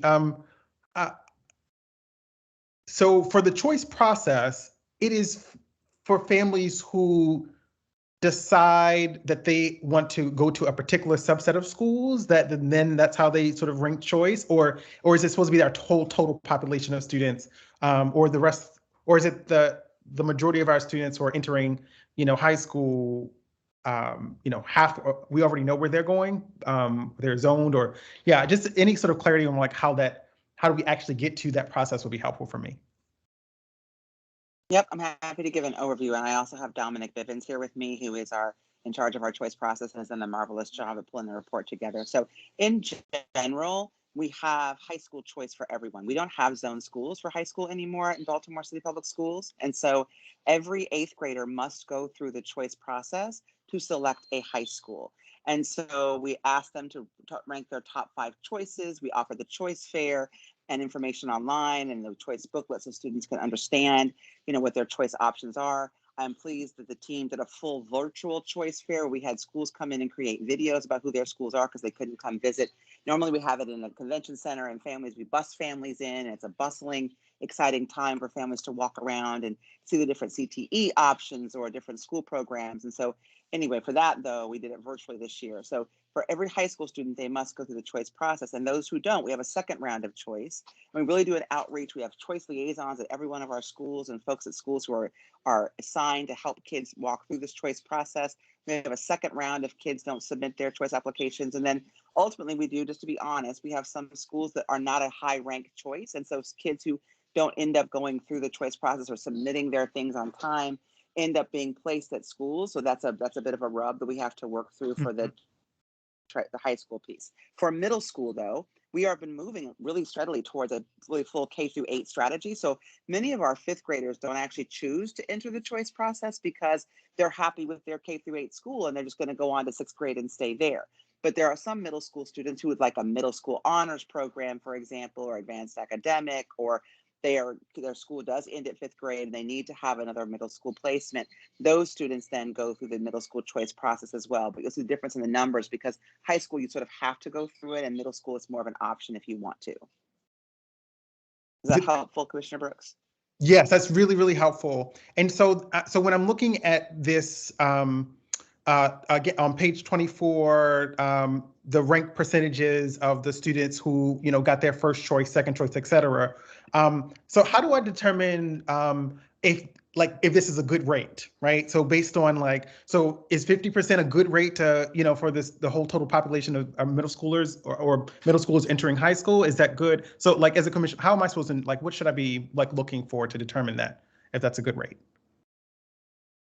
I'm going to let Dominic, because he's the one that calculated all these rates for us. I'm going to let Dominic come on and answer that question for us. Dominic, do you mind? Because I could try, but I think you do a much more expert job of answering that question. Yeah, sure.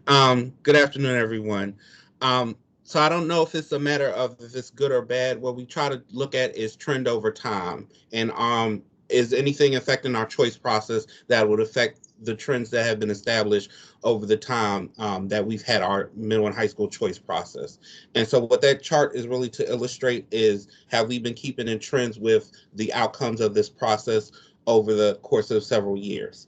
And so that's kind of what that slide illustrates, is that even during the COVID-19, this pandemic, those trends have still been in line in regards to who's getting placed at their first choice or respective choice.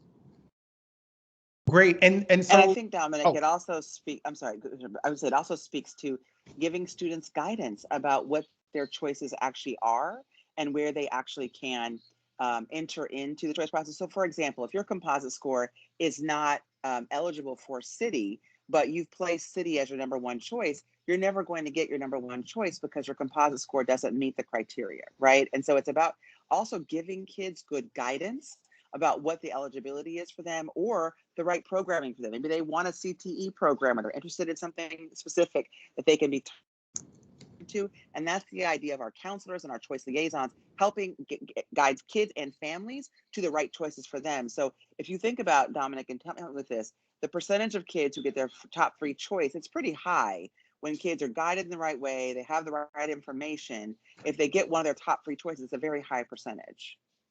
Correct. It's about 70-80% of top three. Yeah. Which I would say that is good. But then, that granular piece around what students are selecting, what guidance they're receiving, I think that slide also helps us kind of suss out where those gaps potentially might be. Yeah, and I guess then I'm assuming we do have satisfaction data on sort of the placements then, right? So does that live around, if a young person is not placed at their top choice or they what is the mechanism for us tracking that process for either getting them to be reevaluated or sort of moved in those numbers or to their second choice, for if they ended up at their third choice, we want to go to their second one. So I just didn't know that in terms of their satisfaction. So if this isn't about really good or bad, but what is the student satisfaction side of this process, and then and where does that live in the compliance report? So the student satisfaction actually at their school comes out in the annual student survey. It actually isn't tied to this compliance report, although we certainly could look at that, and maybe there's some cross data that we could talk to OAA about helping us correlate between student satisfaction and their choices, but I'm not sure how technical we can get with that. But students always have an option of reapplying for choice seats the following year if they're not happy with their choice. I mean, the reality is in Baltimore, we have a magnet kind of system where there are several kids who would like to go to City, Poly, Western, Dunbar, et cetera, but don't have the scores to get into those schools. And so Dominic and I and the team with Brandon Tillman have been really working hard to figure out ways in which we can create more equitable access to a lot of those schools. So you won't see this yet because we're still in the brain trust of putting this together, but for our choice process for the fall, we are going to come to the board soon with a presentation after I get the cabinet's approval on it, is to think about ways in which we can create more access to traditional schools at least. And, you know, just as a side note, Commissioner Brooks, we did get away with entrance criteria for many of our high schools this past year. So Mervo, Carver, Edmondson, which before had an entrance criteria because of work we did around our college and career readiness work and with MSDE, we are now removing the entrance criteria from those schools so kids have more access to those buildings. So I mean, it is an issue with the system in and of itself. It's going to create some dissatisfaction, right, with students and families if they can't get their top choice because they're not eligible. But we are also working with Rachel's office, Dr. Pfeiffer's office, excuse me, to think about how we make all of our high schools more robust options for our kids that have more things that will offer them what they are seeking in their high school experience. And so that's the other side of that work on the academic side, is really making sure that we have stronger high school options for all of our students. Yeah, great. Dominic, did you want to add anything to that? I'm sorry. No, just to go back to your piece around just messaging to families and helping families understand this process, and particularly around those entrance criteria schools. It's not even a matter of eligibility, but the competitiveness of placement in those programs and understanding that piece around the magnet schools and the competitive nature of those schools. That not getting into a city or poly does not mean you're not smart, you're not great, you're not, you know, all of these things, and that you can still go to a high school and get a good quality education. I think that's part of our work in regards to making sure that families, you know, have a true understanding of the process. And if I could, I know I'm actually, I'll save my question. Commissioner James or Commissioner McFadden, did you have a question? I have a couple. I'll try and get them in really quickly. And all of them lead towards what you were saying, Chief Highcarbon. So one being, do we have pathway data? Could we have a pie chart of every year who was accepted to City, Poly, Dunbar, so that we can see these are the middle schools that sent no one. These are the elementary schools that sent no one. So we can really focus our efforts in those spaces. Two, I wondered if you'd considered something like the University of Texas at Austin has done, where every single school in the state of Texas, if you graduate in the top 10%, you are accepted to the University of Texas Austin. So could we also have opportunity seats that may not meet cut score for compliance, so that we can have representation from everywhere? It sounds like you're all thinking around those things. Two other pieces. One, if we really value, again, the whole student, where are the whole student metrics in the composite score?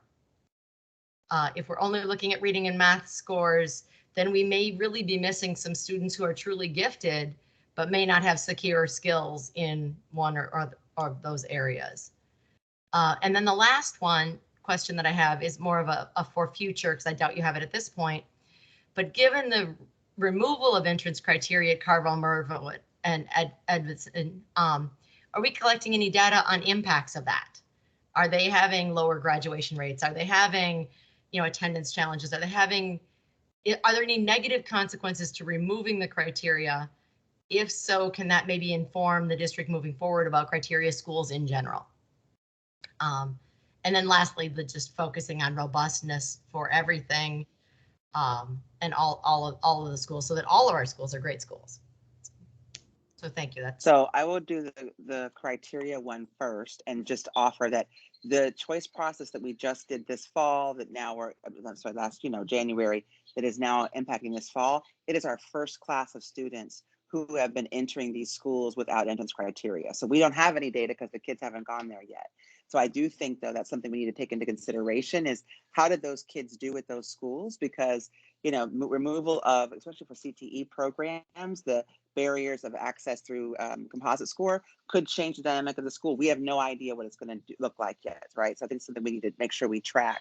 But to your point about knowing where kids are coming from, it is actually in the deck. You can see which schools have the highest placement for middle school into our their and turn that data every which way you want him to. It probably would be very easy to understand that we have about 10 middle schools every year that their kids get their number one choice, and they usually the entrance criteria schools. And so we are, I don't want to go too far because this hasn't been approved yet, and we're playing with this, but the idea of maybe doing a couple percentage set aside of all 8th grade seats where kids get access, to your point about the Texas example, where kids would get access to entrance criteria high schools. I don't want to promise that yet because we're just playing around with the idea of what that would look like.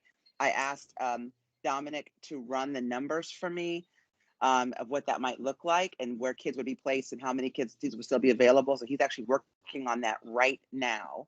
And then we're going to take that to folks to sort of tease out, play with, think about, and then potentially add it into our choice process for this coming fall. So that is a consideration we are taking. And then you mentioned the wholeness piece. We have not considered that, although I have talked to Dennis Jutras and Laurel Hanian and Joan Dabrowski at the academics team about another way of examining. So we have sort of the reading and math scores, we have grades, but we also recognize that we're only doing gifted assessment of students at kindergarten and first grade level. And so how do we know if kids are twice exceptional? We don't, because we are not doing a second assessment. And so we are actually thinking about, not for this fall, because it's kind of too late to do that, but as we continue to iterate and make this better, is that maybe next school year, thinking about doing tests in 4th and 7th grade that will identify giftedness in a different way beyond just the traditional iReady or our PARCC scores or the grades, but thinking about how we identify kids in that space and how we weight that into the conversation is going to be our future considerations. And so as we do future considerations, we should think about wholeness as well and other things that kids are great at doing. Dominic, were you jumping in to add something? No, just around that data point around the top 10, like you said, we did look at that. So if we did like 5% of this past year of 2021 students going into 9th grade is about 5,100 students. If we did about 5% of students would automatically have a seat at an entrance criteria school, that would be about 20% of the seats. And the 80%, you would need an entrance criteria composite score to place. So we're playing with those numbers and looking at that. And we will actually come back to the board and share with you before we release with the whole public what we're thinking about doing, so you all can think about that as well. Thank you. Great.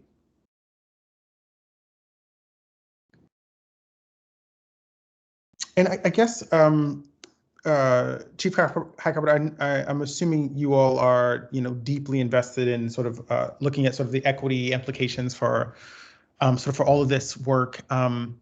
And could you speak to sort of like the parents' involvement in school choice and sort of how much of it is it versus sort of automated? And it might have changed since I went through the school, but like my parents were not involved in, I don't know if we had choice back then, but I just went somewhere. Like there was nothing, there was no communication, there was no like, these are your scores and therefore you can only get to these particular schools, or at least that I'm aware of. But if you could speak to like the level of like, what kind of involvement do parents have in this actual process?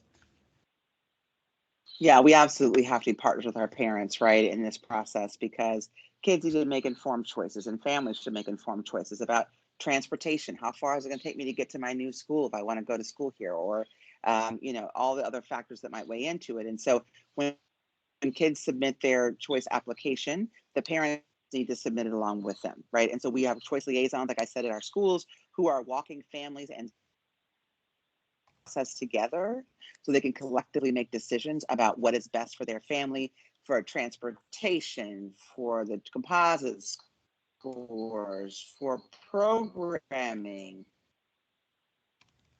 Critical. I went to a high school too, where you went to your middle school and then the next school was what your zone high school was, and that's no longer the case. And so we absolutely have to have robust family participation and engagement, which is why we do the choice fair, which is why we have our choice booklets, where we have our choice liaisons. We also have, frankly, community liaisons that are working with families as well to help us inform families of their choices and the process, so they really can make really informed decisions.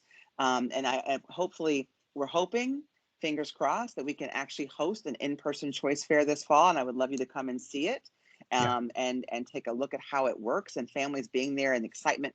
And, you know, we bus families in, right? Instead of saying, just come if you want to, we know where schools have struggle, if they're far away from the convention center or don't know access. We will provide buses for those schools to bring those families in. And we have focused time, for example, for kids who families who don't speak English, to come together. So we have translators available to help families and talk it through and that kind of thing. The last choice fair we hosted in person, Dominic and I were working hard with a team to set up choice booths so that kids who didn't even know their composite score or came with not a whole lot of information would have somebody sit down with them, with a parent, and talk through, here's your composite score, here's the schools you're eligible for, this is what that means for you. So when you walk through this place, you know where to sort of target your effort. So we try every year to make it better. It's not perfect, but to make sure that we are connecting with families and students around their choice options and how they fill out their application and what their choices really are. Great. And so I guess my last question then is, so of those 5,000, roughly 5,000 students, 8th graders going into high school, they're doing that choice process. Does that mean that their families, you got like 89% of their families to participate? So the adults in their lives who are ensuring that their young person, you know, so you're all actually touching an adult to make that decision. Because I mean, that seems like a very hot rate of parental involvement, which is great. But I just wanted to see if I'm getting that. So the schools touch the adults, right? Because the family's primary contact is at the school. And so what Dominic's team does and Brandon's team does is they train the choice liaisons and support them in the engagement of families at the school to make sure that the families know what the choice process looks like and how they can engage with that. So it happens that we do the trainer model, we train the folks and then they train the families. I will say, I mean, it's interesting because of the pandemic, but my first year here, because we did some changes, just slight tweaks, like adding more middle school options to the choice process, we actually saw a decline in the number of families that were asking for transfers over the summer months. And that's a big deal. When I first got here, we had 10,000 people come through the choice office or the ECT office to ask for a reassignment or a switch in their school. And that's really hard for a staff of 5 people to manage. We had to call on the troops across all offices to come and help us with that. And every year it's been dwindling, and we have less and less of that happening, which is really exciting because it's actually saying folks are landing in a better place on the first go round. That's also a satisfaction metric for us. Great.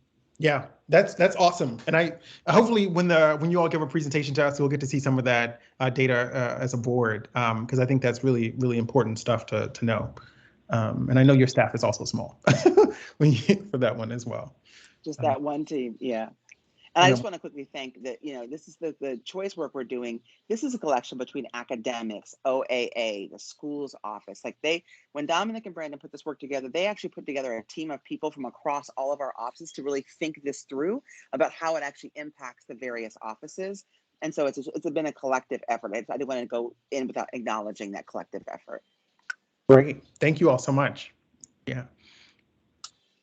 And so we have about 4 minutes left. I didn't know if we had one final question before we sort of close out. I don't think we had anyone signed up for a public comment today. So we have a few moments. And great. So I know we did not get to one compliance report, but if there are other questions, we can sort of write an email and get some information answered. Commissioner James, did you want to jump in? I just wanted to say that 2 things really quickly. One, this is why we put compliance reports in the policy committee, because they really do need to be talked about. So I appreciate that. Appreciate the extra time of staff staying here. But on the last policy, I also just want to highlight in FKA, kudos for that billing and receipt that they match, you know, so that we don't have outstanding invoices out there. So great billing work. Thank you. Great. Commissioner McFadden, did you have anything before we left? No, thank you. Not besides wondering from Commissioner Horwitz what they thought about this first policy committee meeting.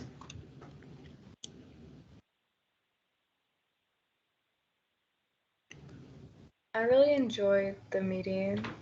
I enjoyed getting and gaining a lot of insight that was new to me. Being a part of a committee is definitely something that I wanted in my life. So I really appreciate the opportunity. Wonderful. Thank you so much. And again, we're glad to have you. And as Commissioner McFadden said earlier, calls, texts with questions, we'll definitely try to be as supportive and responsive as we possibly can. So with that being said, just wanted to say thanks to everybody who gave presentations today, the staff for your expertise and sort of spending some time with us and letting us know and sort of digging into these compliance reports, as well as Chief Servant and James sort of walking us through the revisions regarding the discrimination, bullying, harassment, intimidation framing of the frame. Just FYI, our meetings are all public, so we invite folks to come and join us. Our next meeting is scheduled for September the 21st at 3:30. It is also still a virtual meeting. If you would like to sign up for to participate as a speaker to make public comment, you can do so only beginning at 9 a.m. the Thursday before the meeting up until 5 p.m. on Monday before the meeting date. And if you would like to do that, you can contact our board office or email the board office. And with that being said, thank you all so much. We look forward to seeing you at the next policy committee meeting. And I hope you all have a beautiful rest of your day. Bye-bye.